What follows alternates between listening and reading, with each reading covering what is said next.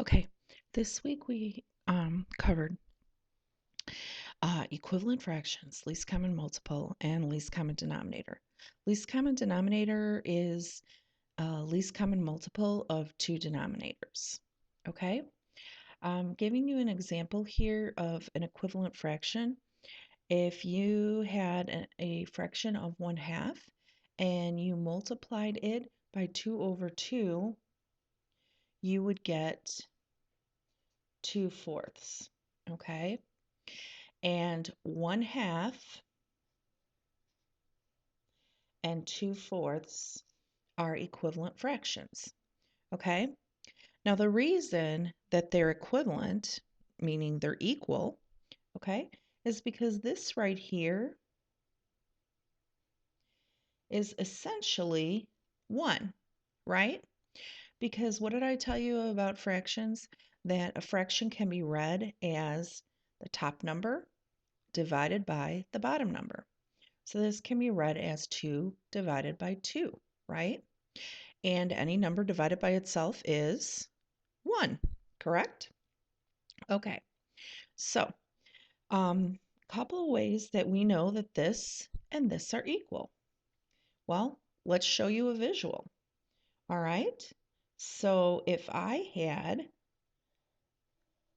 this whole square, okay, and I divided this square in half, okay, and if I colored in, how many pieces do I have altogether? I have 4, right? But right now I'm saying I'm calling it a half.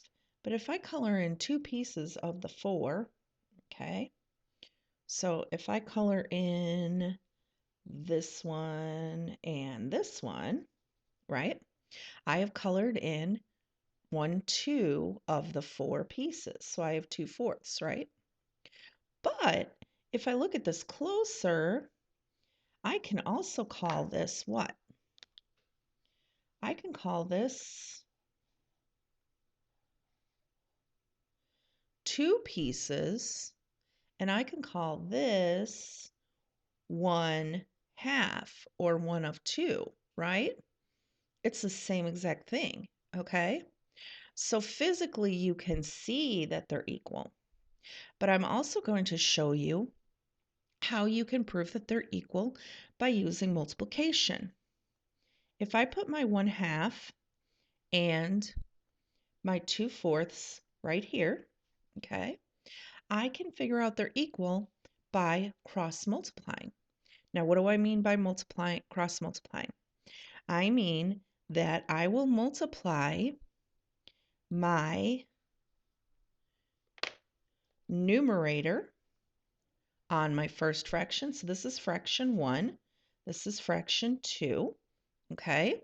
I'm going to take my numerator of fraction 1 and multiply it by my denominator of fraction 2.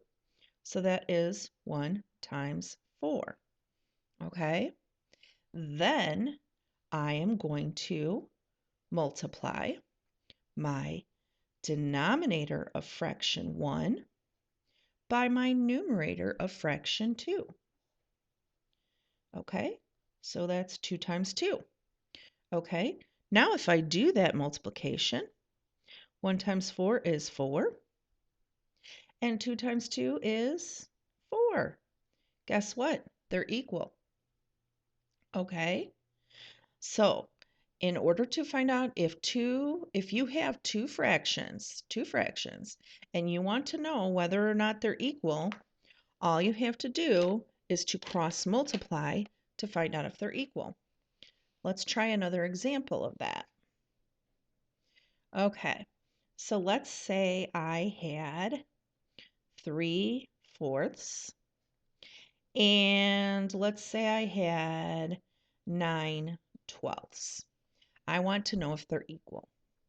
So my first step is to multiply my numerator of my problem 1 or fraction 1 by my denominator of fraction 2.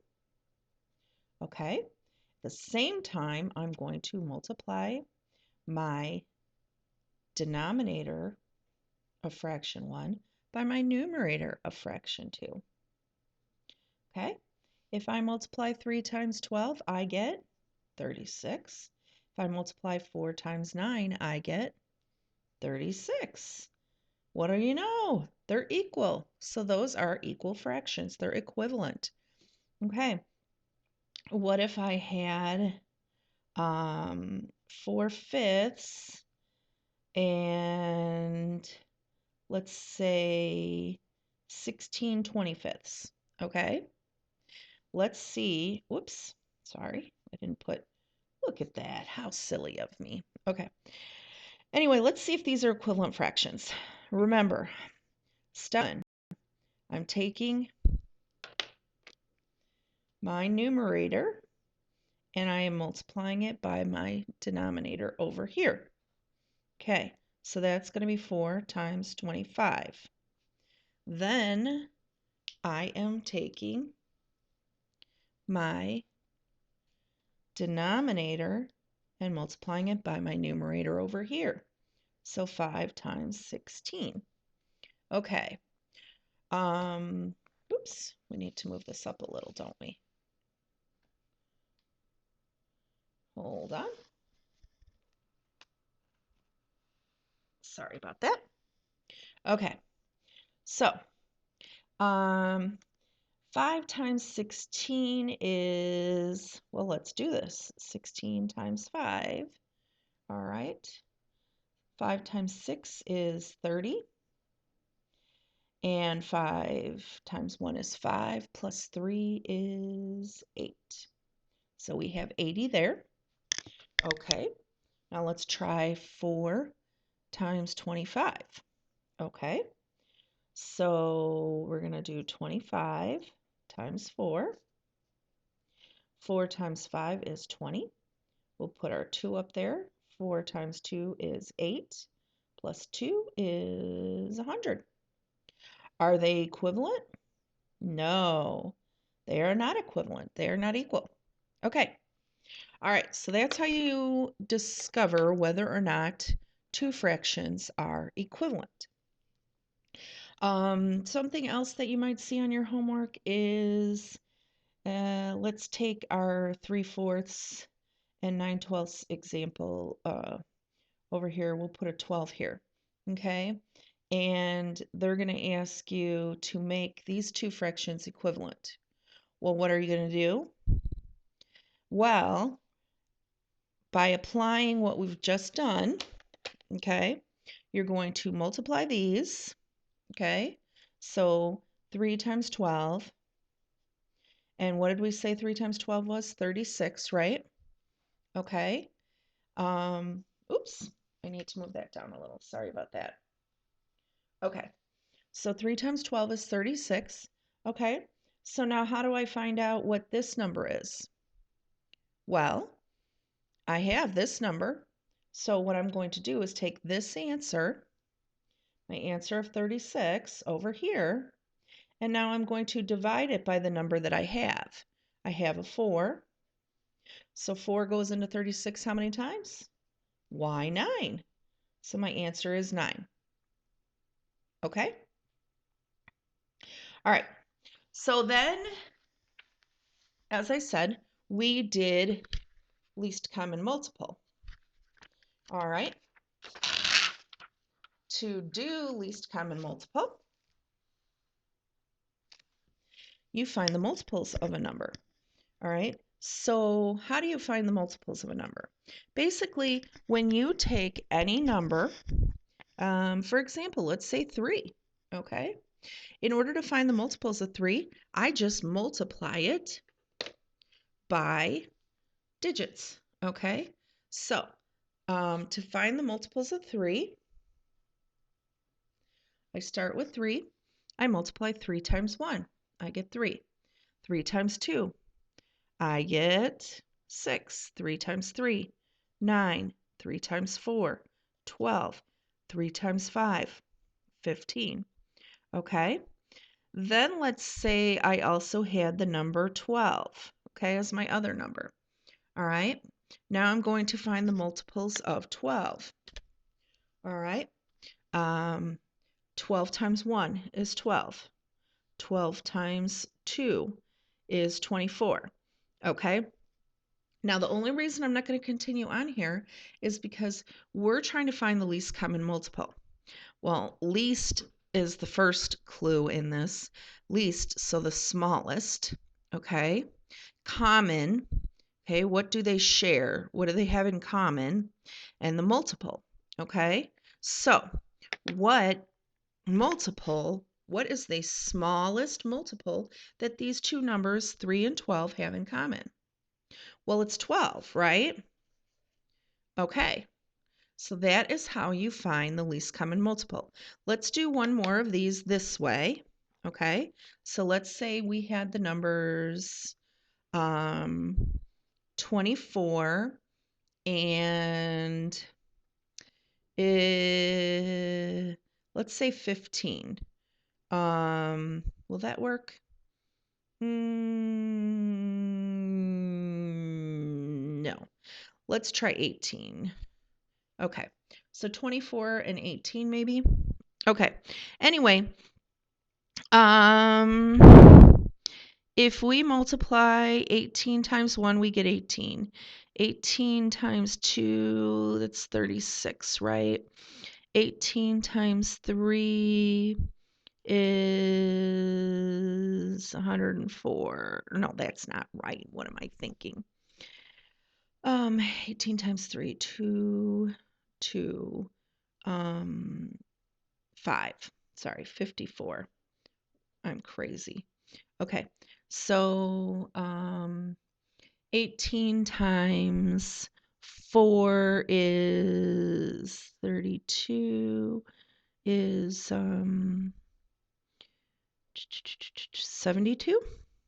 Okay, let's go over here and see what progress we're making. Okay, 24 times 1 is 24. 24 times 2 is 48. 24 times 3 is 52. No, that's not right. What am I saying? 24 times 3. 24 times 3 is there. Is that right? No, 72. See, there we go. There we go. There's where they're equal. I am so sorry about that. Okay, see, this is what I get for doing things off the cuff. Okay, so anyway, 72 is a multiple of both of them. Okay, so we got there to where they had the same. Okay, so now we also did least common denominator.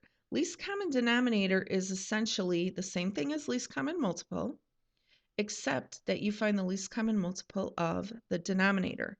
Okay, so if I had either one of these, let's say I had 1/3 and, oops, you can't see that.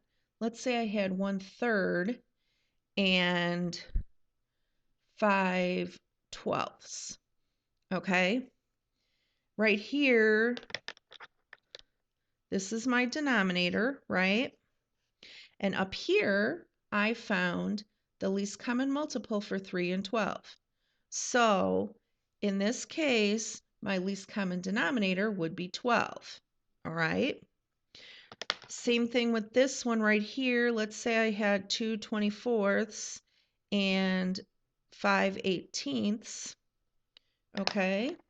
Again, I found the multiples up here, and the least common multiple was 72. So the least common denominator for 24 and 18 is going to be 72. Okay, and for this one, it's going to be 12. Okay, now, finding the least common multiple this way can be difficult because when you have really big numbers, you could be going on and on for a very long time. So I have a second video showing you an easy way to find both the greatest common factor and the least common multiple that you can watch. All right.